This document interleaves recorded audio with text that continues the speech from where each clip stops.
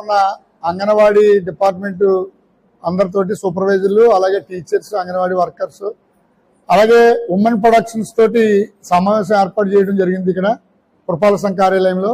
ఎందుకంటే ఈ సమావేశం ముఖ్య ఉద్దేశం ఏంటంటే 0 to 6 అంగన్వాడీ సెంటర్లో జాయిన్ అయిన పిల్లలందరికీ కూడా ఆధార్ ఎన్రోల్మెంట్ కంపల్సరీ కావాలి.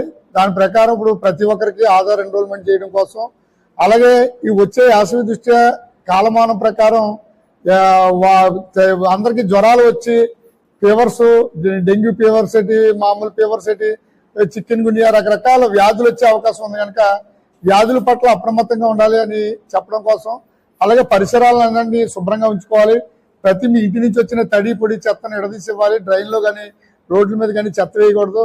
అలాగే పురపాలక సంఘం సరఫరా చేసే వాటర్ని కాసి చల్లార్చి తాగాలి అని సూచనలన్నీ అంగన్వాడీ సెంటర్కి వచ్చిన తల్లిదండ్రులకి మీటింగ్ పెట్టి మీటింగ్ రూపంలో చెప్పడం కోసం ఈరోజు ఏర్పాటు చేయడం, ఈ అంగన్వాడీ డిపార్ట్మెంట్ తోటి సమావేశం ఏర్పాటు చేయడం జరిగింది.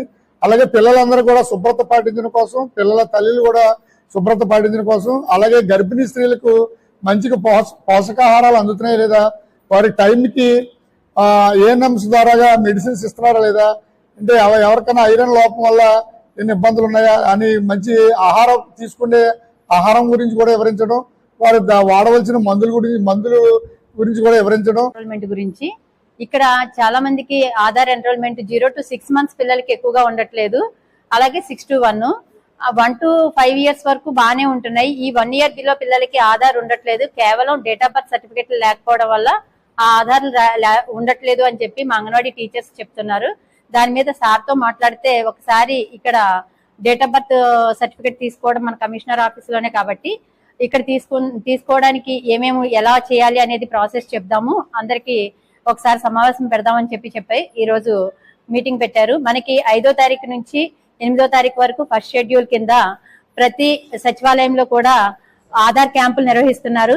ఈ క్యాంపులకి ఆధార్ ఎన్రోల్ చేయించాలి అంటే కంపల్సరీగా డేట్ ఆఫ్ బర్త్ సర్టిఫికేట్ ఉండాలి. కాబట్టి ఆ డేట్ ఆఫ్ బర్త్ సర్టిఫికేట్ లో వచ్చే ప్రాబ్లమ్స్ ని ఇక్కడ సాల్వ్ చేసుకోవడం కోసం ఇక్కడ ఈ సమావేశం ఏర్పాటు చేయడమైంది.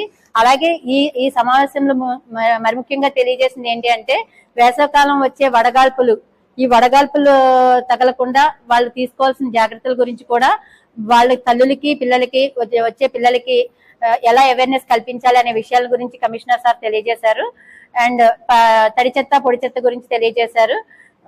ఇంకా ఇవన్నీ పాటించి ముఖ్యంగా వాళ్ళు హెల్దీగా ఉండాలి, ఆరోగ్యంగా ఉండాలి అనే ఉద్దేశంతో ఈ కార్యక్రమాన్ని ఇక్కడ నిర్వహించడం జరిగింది అని మీ అందరికీ తెలియజేసుకుంటున్నాను.